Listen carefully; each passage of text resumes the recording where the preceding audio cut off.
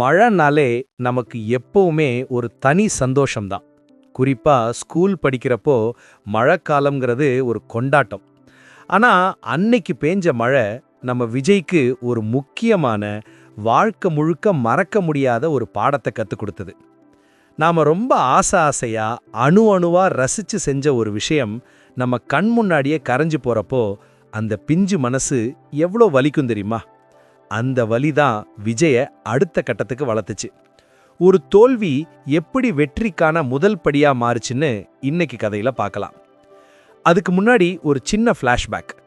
போன எபிசோட்ல என்ன நடந்துச்சு?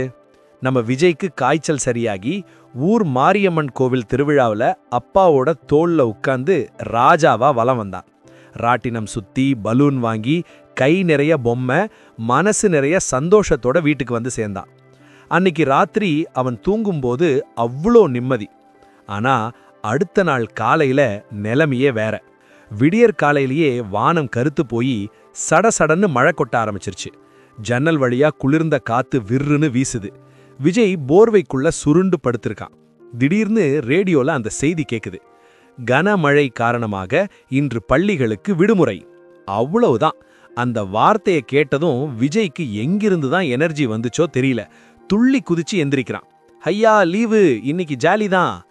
படுக்கையை விட்டு எந்திரிச்சதும் ஆஹா, மூக்க தொலைக்கிற ஒரு வாசனை. அம்மா சமையல் கட்டில் உட்காந்து சுட சுட வெங்காய பஜ்ஜி சுட்டுக்கிட்டு இருக்காங்க.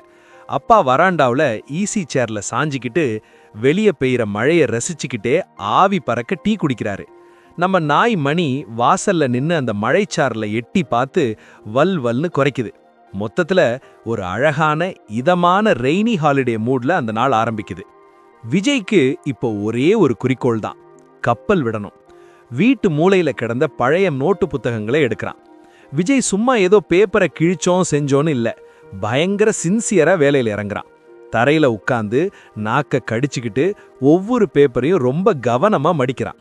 அந்த முனை மடங்காம ஷார்ப்பா வரணும்னு ஒவ்வொரு மடிப்பையும் அழுத்தி விடுறான். அவனோட அந்த சின்ன மூளையில அவ்வளவு கிரியேட்டிவிட்டி.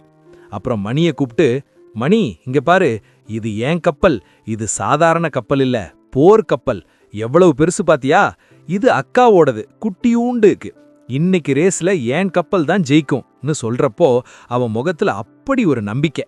அக்கா சத்யாவும், இருடா என் கப்பல் எப்படி போகுதுன்னு மட்டும் பாருன்னு சவால் விடுறான்.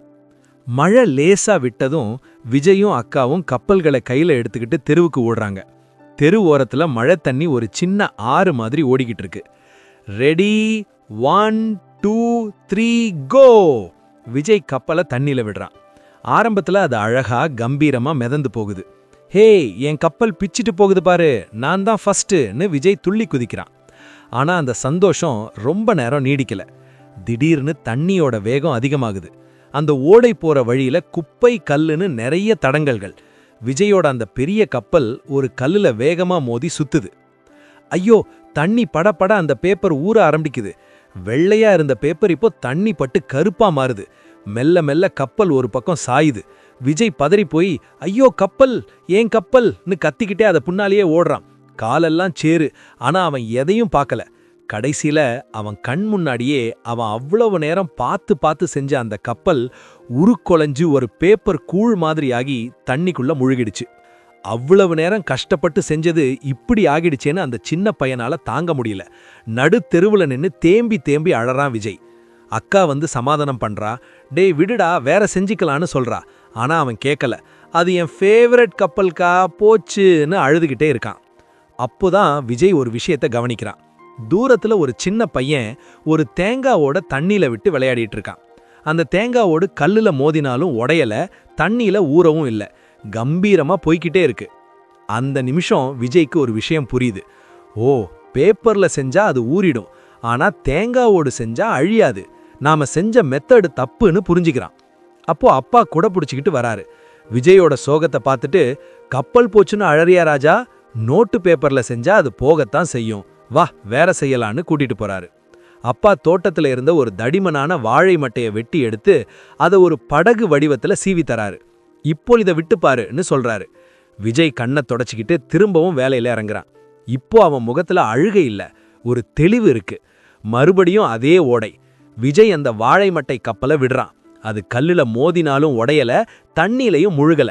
ராஜ நடை போட்டு போகுது. விஜய் கைய தூக்கி, அப்பா பாருங்கப்பா, இந்த கப்பல் உடையல, ஜெயிச்சிட்டேன்னு கத்துறான். அப்பாவும் அக்காவும் விஜயும் மழையில நனைஞ்சுக்கிட்டே சிரிக்கிறாங்க. தோத்தாலும் பரவாயில்ல, மாத்தி யோசிச்சா ஜெயிக்கலான்னு விஜய் கத்துக்கிட்ட அந்த தருணம், அதுதான் அவனோட உண்மையான வெற்றி. எல்லாரும் சொட்ட சொட்ட நனைஞ்சு வீட்டுக்குள்ள வராங்க. அம்மா வேகமா வந்து ஒரு துண்டை எடுத்து விஜயோட தலைய தோட்டி விடுறாங்க. மழையில ஆட்டம் வேண்டி கிடக்கு, இந்தா சுட சுட பாலும் பஜ்ஜியும் ஊட்டி விடுறாங்க. வெளியே ஜில்லுன்னு மழை, உள்ள அம்மாவோட பாசம், அந்த பாதுகாப்பான உணர்வு விஜய அப்படியே அரவணைக்குது. ஸோ ஃப்ரெண்ட்ஸ், இந்த கதையிலிருந்து நாம என்ன தெரிஞ்சுக்கிறோம்னா, நம்ம ஆசைப்பட்ட ஒரு விஷயம் தோல்வி அடைந்தா உடனே சோர்ந்து போய் உட்கார்ந்துடக்கூடாது. ஒருவேளை அந்த தோல்வி நமக்கு இன்னும் ஒரு சிறந்த வழிய, ஸ்ட்ராங்கான வழியை காட்டுறதுக்காக கூட இருக்கலாம். Failure is not the end, it is just a turn. Vijay சந்தோஷமா தூங்க போறான். ஆனா அன்னைக்கு ராத்திரி மழை பெஞ்சுக்கிட்டு இருக்கும்போதே திடீர்னு பட்டுன்னு ஒரு சத்தம். வீடு முழுக்க கும்மிருட்டாகிடுச்சு. அம்மா கரண்ட் போச்சுன்னு விஜய் கத்துறான். இருட்டுனா யாருக்கு தான் பயம் இருக்காது? ஆனா அந்த இருட்டுக்குள்ளேயும் ஒரு மேஜிக் ஒளிஞ்சிருக்கு. அது என்னன்னு அடுத்த எபிசோட்ல பார்க்கலாம். இந்த கதை உங்களுக்கு பிடிச்சிருந்தா மறக்காம லைக் பண்ணுங்க. உங்க வீட்ல நீங்க மழை காலத்துல கப்பல் விட்ட அனுபவத்தை கீழே கமெண்ட் பண்ணுங்க. உங்க ஃப்ரெண்ட்ஸ் எல்லாருக்கும் ஷேர் பண்ணுங்க. இதே மாதிரி விஜயோட சுட்டித்தனமான கதைகளை கேட்க நம்ம சேனலை மறக்காம சப்ஸ்கிரைப் பண்ணிக்கோங்க. அடுத்த எபிசோட்ல சந்திப்போம். பாய்.